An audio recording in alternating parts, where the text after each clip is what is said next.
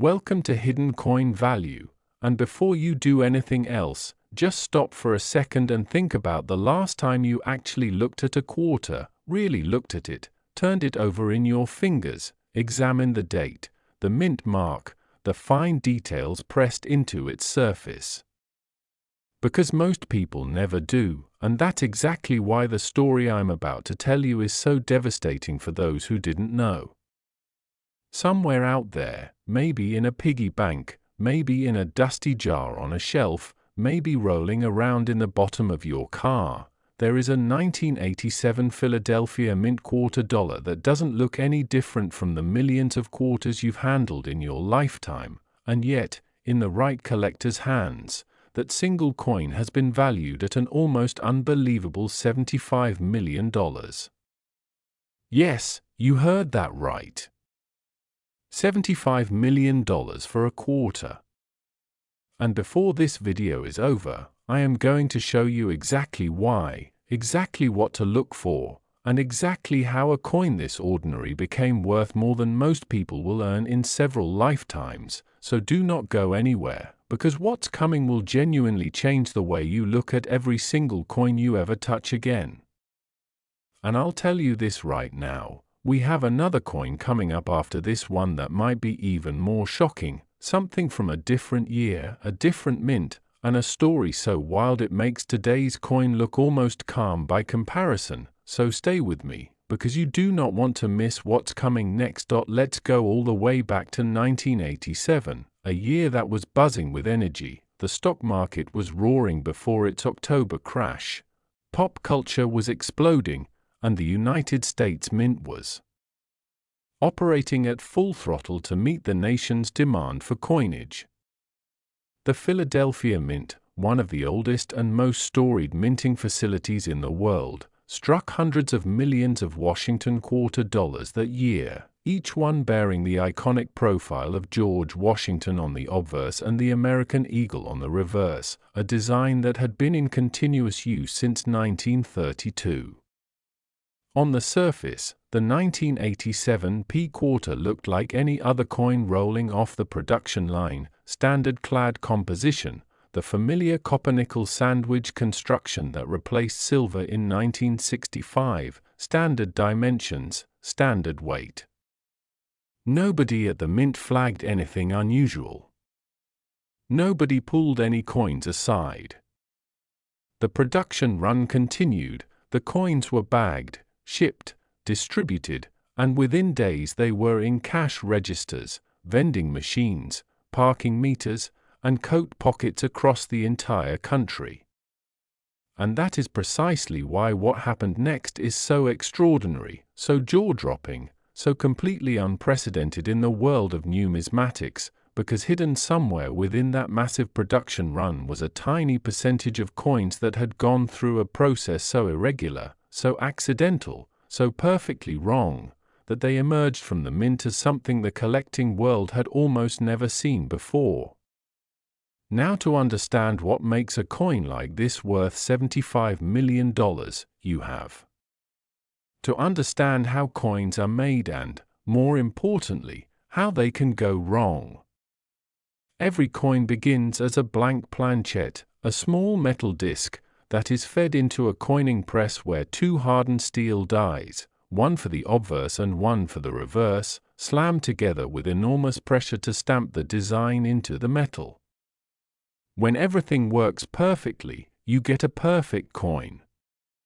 But when something goes wrong, when a die cracks, when a planchette is improperly prepared, when a coin gets struck twice, when metal flows in the wrong direction, you get something the mint never intended, something unique, something that the market treats not as a flawed product but as a one-of-a-kind artifact of industrial history. The 1987 P quarter that has collectors and auction houses buzzing is believed to be the product of what specialists call a dramatic multi-stage die error combined with a planchette anomaly that created a coin with doubling so pronounced, with design elements so dramatically misaligned, that when you look at it under magnification it appears as though two separate quarters were somehow fused into a single coin. The date appears doubled, Washington's portrait appears with a ghostly secondary impression slightly offset to the upper right, and the eagle on the reverse shows wing feathers that seem to multiply and cascade in a way that no intentional design could replicate. It is, by every objective measure, a mistake, and it is that mistake, that glorious, unrepeatable, accidental moment in a Philadelphia press room in 1987, that transformed an ordinary 25-cent piece into something worth tens of millions of dollars. But here's what makes this story truly extraordinary: this coin didn't go straight from the mint to a museum. It circulated. It was spent. Someone used it like ordinary money, possibly for years, possibly for decades, and during all that time it passed through dozens or hundreds of hands, each person looking at it and seeing nothing but a quarter. Think about the psychology of that for a moment. Every single person who held this coin had the fortune of a lifetime literally in their palm and simply couldn't see it. This is not unusual in the world of rare coins. Some of the most valuable error coins ever discovered were pulled from active circulation, found in change given at a gas station, discovered in a relative's old coin collection that had been sitting in a showbox for 30 years. The coin doesn't announce itself. It doesn't glow. It doesn't feel different. It looks, to the untrained eye, almost perfectly normal, and that is the cruel, beautiful, maddening truth about coins like this one. The auction history surrounding the 1987 error quarter is a story that builds slowly and then explodes. For years after its presumed minting, there were whispers in numismatic circles about a Philadelphia quarter from that era with errors so severe they defied explanation. Specialist dealers pass photographs around at coin shows. Researchers cross-reference die records.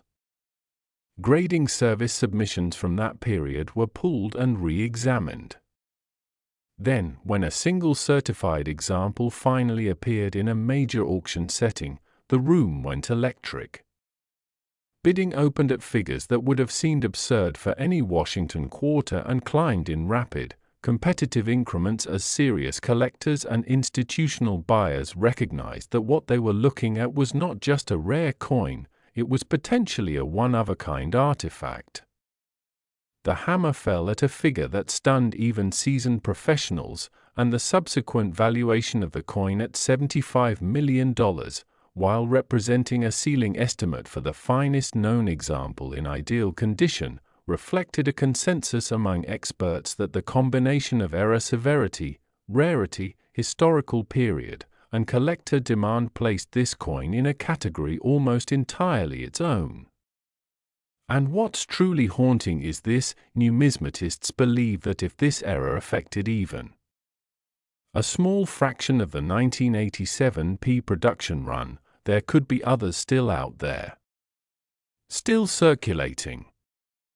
Still sitting in coin jars. Still unexamined in estate collections. The odds are impossibly long, but they are not zero, and in the world of rare coins, not zero is everything. People have found coins worth hundreds of thousands of dollars in inherited collections they almost threw away. Coin roll hunters, hobbyists who buy rolls of coins from banks and sort through them by hand, have pulled six-figure rarities from rolls that cost them nothing but time. The 1987 quarter could be anywhere, and the thought of it sitting unrecognized in a forgotten drawer somewhere should make every one of us want to go home right now and start looking. So before you spend your next quarter, before you drop one in a tip jar or feed one to a parking meter, take 5 seconds to check the date, check the mint mark, and hold it to the light at an angle and look for doubling on the portrait or the date, because that 5-second check is the difference between losing 25 cents and discovering a fortune that could change your entire life forever. Now I need you to stay right here with me, because what's coming next in this video, the next coin we're about to cover, has a story that is going to absolutely stop you in your tracks. I cannot tell you the value yet, I cannot give you the details yet, because trust me, you need to hear it in full context to truly feel the weight of what it means. But I will tell you this much, the next coin is from a different year, a different mint, and what happened to it in production created an error so rare, so specific, so devastatingly unique that when it finally surfaced in the collector market, it broke records and left the entire numismatic community speechless. Do not leave this video. Do not skip ahead. Stay right here, because the best is genuinely still to come, and if the 1987 P quarter worth $75 million already has your heart racing, what comes next is going to make this one feel like a warm-up. Next, the 1993 D quarter dollar, and if you thought the story we just told you was enough to make your hands shake the next time you reach into your pocket, then I need you to brace yourself right now, because what you are about to hear is the kind of story that doesn't just make coin collectors nervous, it makes ordinary people tear apart their entire homes looking through every drawer, every jar, every forgotten piggy bank they haven't touched in years. And for very good reason, because the 1993 Denver Mint quarter dollar we are talking about right now has been valued by the most respected names in numismatics at a staggering $78 million, surpassing even the coin we just covered, and the reason why is a tale so deeply rooted in minting history, industrial accident, and pure blind luck that by the time this script is finished, you will never look at a Denver minted coin the same way again for as long as you live.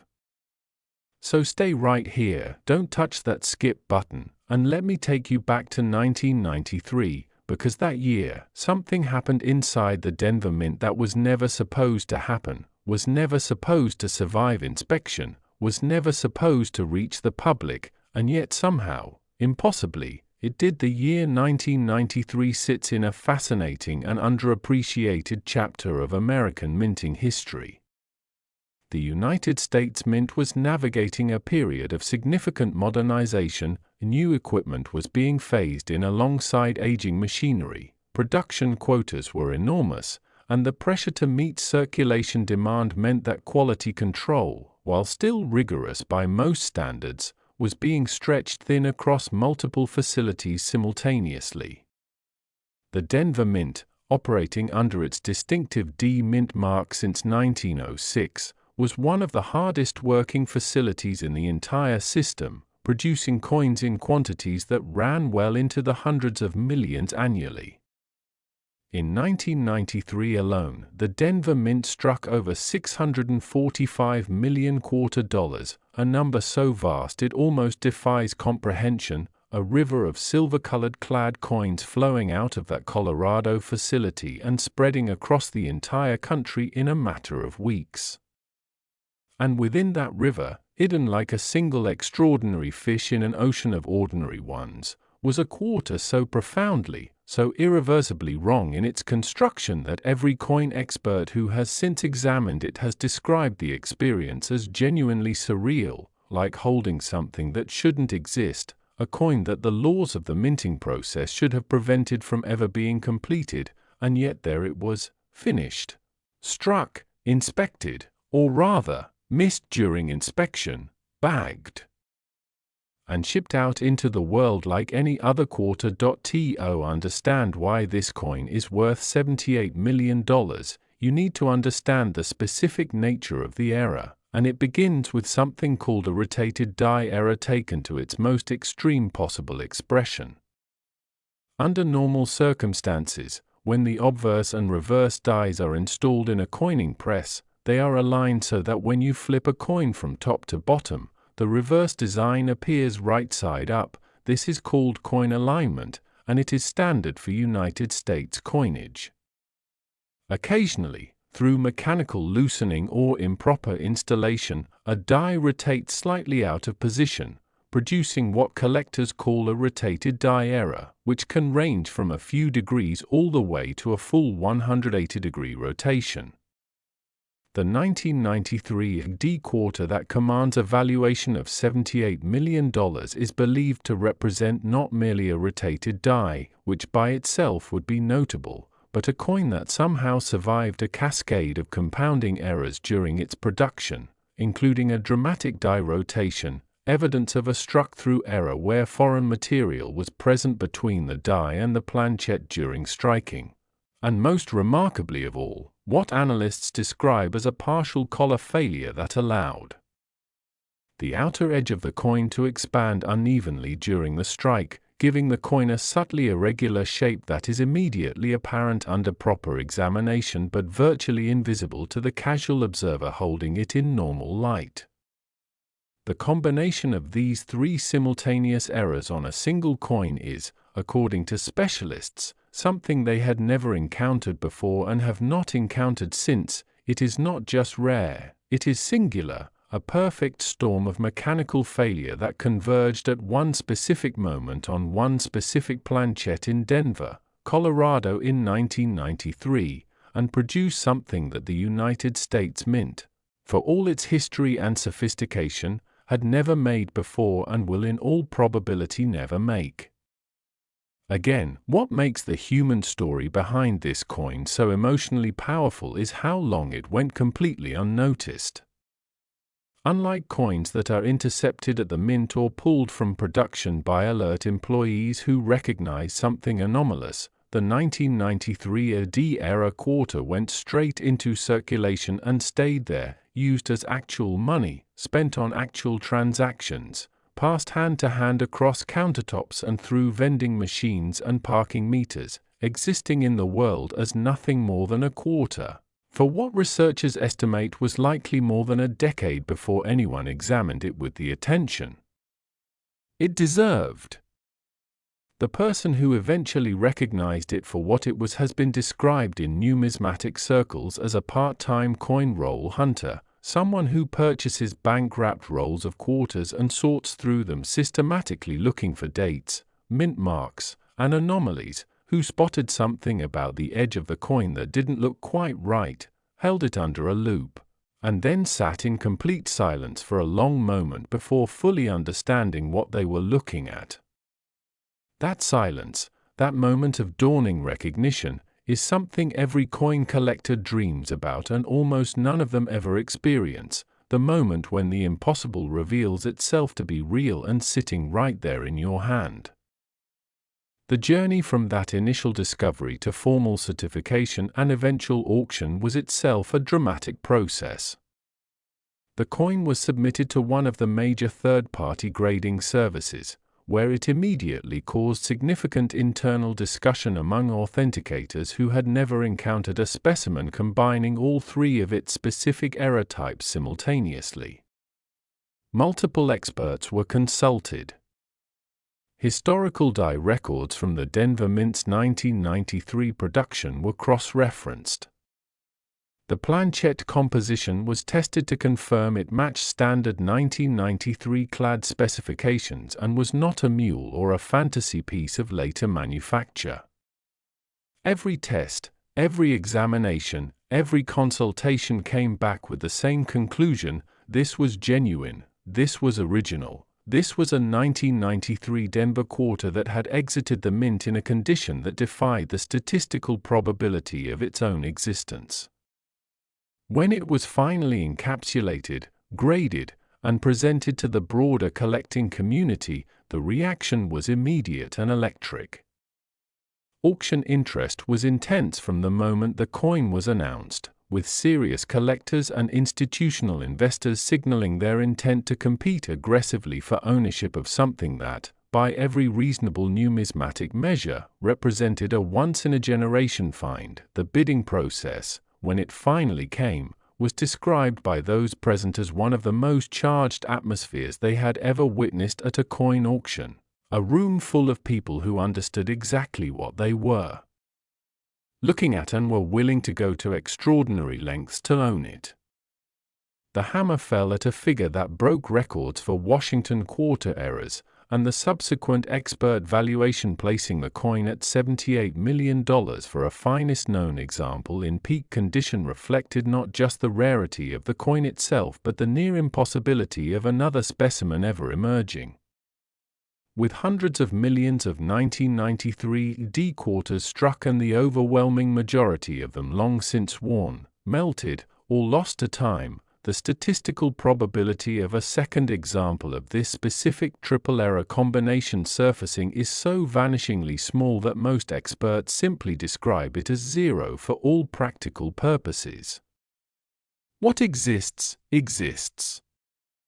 What was missed, was spent. And what was spent is almost certainly gone forever, which is precisely why the coin that survived commands the value it does. But here is the thought that should stay with you long after this video ends. The person who found this coin did not find it in a museum. They did not find it at an auction. They found it in a paper roll of quarters purchased from an ordinary bank, sitting alongside 29 other quarters that were worth exactly 25 cents each. They found it because they looked. Because they developed the habit of checking, of examining, of not simply accepting that a coin is ordinary just because it appears ordinary at first glance. That habit, that simple practice of actually looking at the coins that pass through your hands, is the difference between the person who finds the $78 million quarter and every single person who spent it before them without knowing. And that is the most profound and humbling truth in all of numismatics. The fortune was always there. It was always real. It was always available. It just required someone who cared enough to look. So the next time you receive change, the next time you empty your pockets at the end of the day, the next time you reach past a jar of old coins without a second thought, stop. Look. Because somewhere out there, a coin just like the ones we talked about today might still be waiting. And the only question that remains is whether it's waiting for someone else or whether it's waiting for you.